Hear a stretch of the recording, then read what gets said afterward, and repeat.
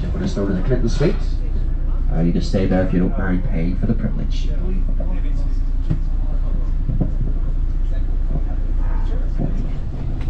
During the Troubles, Belfast city centre pretty much died.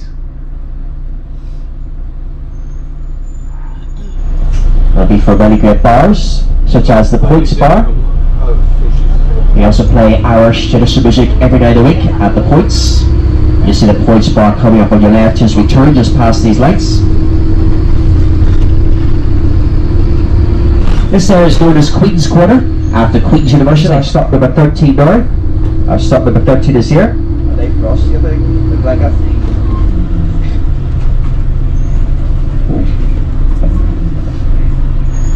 Back to beside Carl, front of the boxer. And the Points Bar that plays Irish traditional music every night of the week is here on your left.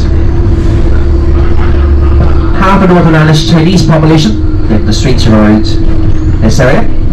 And of course many students live here as well because of the close location of the university. Our stop number 14 is next for Shaftesbury Square. Many great cafes and restaurants on the streets of South here. Our stops is outside of Lavery's Bar, the popular bar in the city. It's at Lavery's where they allow you to pour your own pint of Guinness, something everyone should know how to do.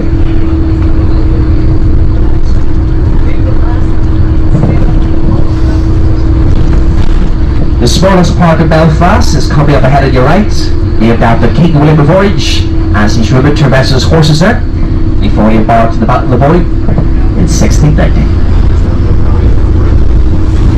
The new building of Queen's University, the Lanyon Building, will be coming up ahead on your left, designed by Charles Lanyon in the neo-Tudor style. Beside the Lanyon Building is the Botanic Gardens. Inside the gardens is the Botanic Gardens. Inside the gardens left. You'll see the Lanyon Building coming up on your left now. One of the most iconic buildings in the city. The Botanic Gardens and the Ulster Museum is just the lecturers here at the university. Anyone getting off here? Through these trees on your left is the Ulster Museum. Just behind the Ulster Museum is the oldest graveyard in Belfast called Friars Bush.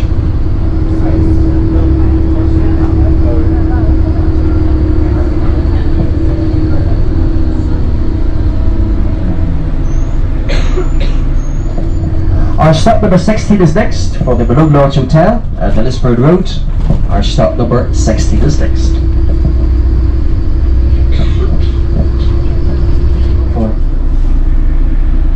It dates back to 1848. It was a gift from French supporters of the Irish national movement, modelled on their French tricolour. Most of the segregation occurred here during the Troubles as people Catholic and Protestants. But there's a lot of cross-community work happening between these areas today. One team for Ireland.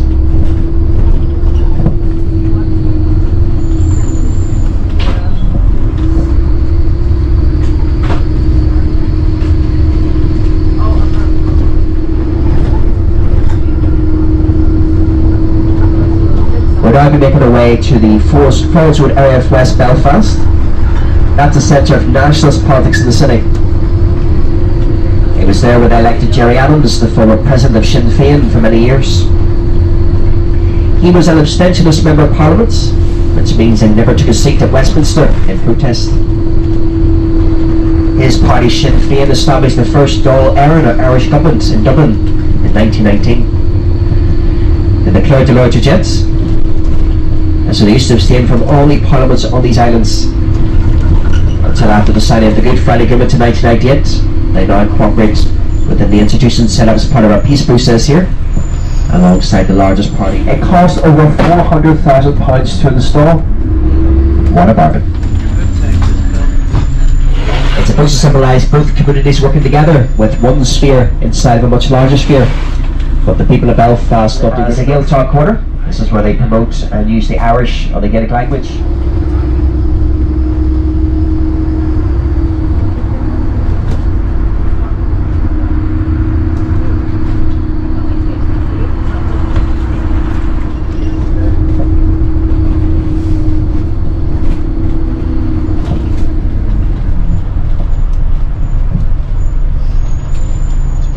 trace the origin of the peace wall.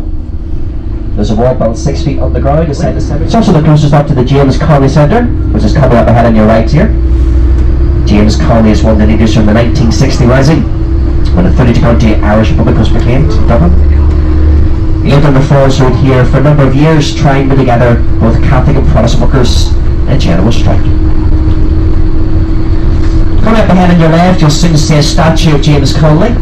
Also come for Sean Maguire here on your right, the Irish field champion from Belfast. You'll see some contemporary murals here on your left as well.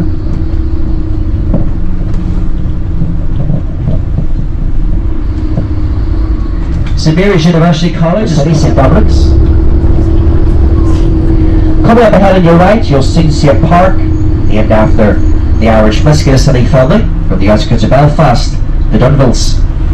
They be unique amongst all Irish whisky distillers because they spell whisky the Scottish way, or as people from here would say, they spell it the wrong way. There are two ways to spell whisky, one with an E, the Irish way, and one without an E, the Scottish way.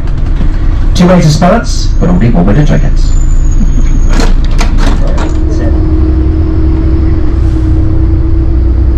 There's a nice view of Belfast city centre down to your right, and the next mural coming up on your left is a Palestinian mural. Our stop number 18 is next, for the mural of Bobby Sands, a hunger striker. Bobby Sands was the first of the hunger strikers to die in prison in 1981, spending 66 days on the hunger strike. He's on the side of the Sinn Féin office on your left, and so if you look behind the bus on your left, you'll see him. Behind the bus on your left now is Bobby Sands, behind the bus on your left. He's elected as member of Parliament for Fermanagh.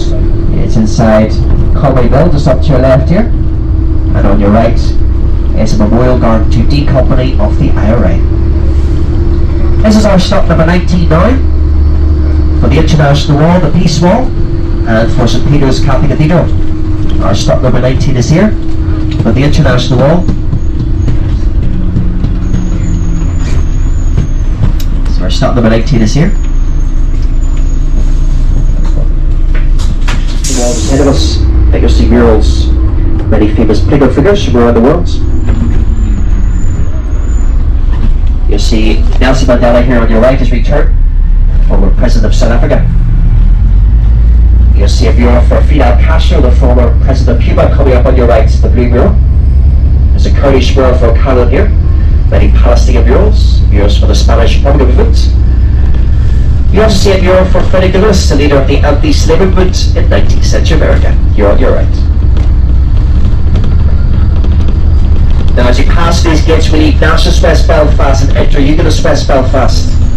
If you look to your right as we turn, you'll see a pro.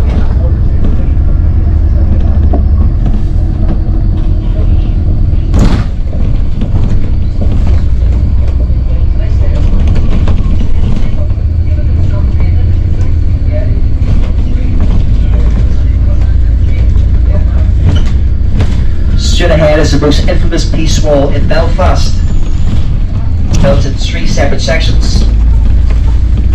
The first section is taller than the Berlin Wall. It was made out of reinforced concrete and steel, built in 1969, 50 years ago.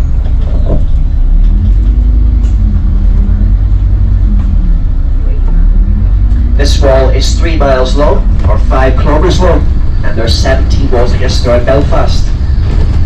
But there are over 40 bars and fences separating communities. Now, as it's the 50th anniversary of this peace wall, there's an exhibition being held here called Wall on Wall. You'll see photographs coming up on your left of many barriers, fences and walls in places throughout the world, showing how, just like our peace wall, many of these are set up to be temporary, and they have a way of becoming permanent features of the landscape.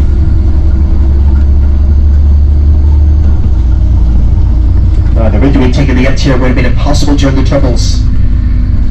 Because of this wall, and also due to the gates. These gates were closed during the Troubles, and tonight at 6 o'clock they'll close once again, and they will not open until the morning. And so imagine you lived in this side of the wall, and you need to get into the cluttered area on the other side. When these gates are closed, so no Scots view, you'd have to drive the whole way around the peace wall. Despite these advances, the people over both sides of this wall still support a big up. They don't believe the time is right to take it down just yet. They both say the same thing. It's there to protect them from the other side.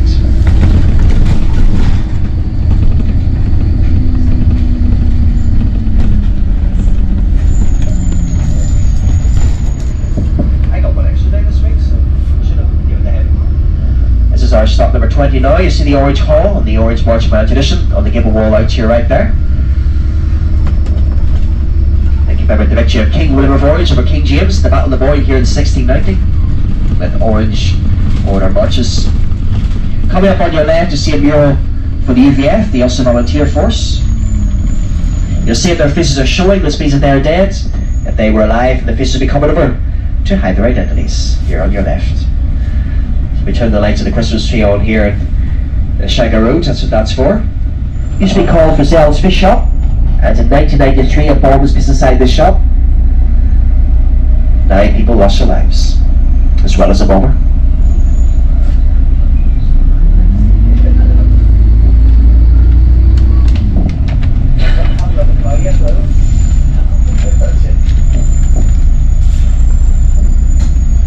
Out to your right is a First World War Memorial Garden. Many people from here took part in the 36th Ulster Division, the only division of the British Army. It's in the Victorian era by Harsh. For example, if you're seen tapping with a street lamp here in Belfast, you can be sent to jail for up to 7 years or sent to Australia. So we're tapping those street lamps right here in Belfast, just to say on the safe side.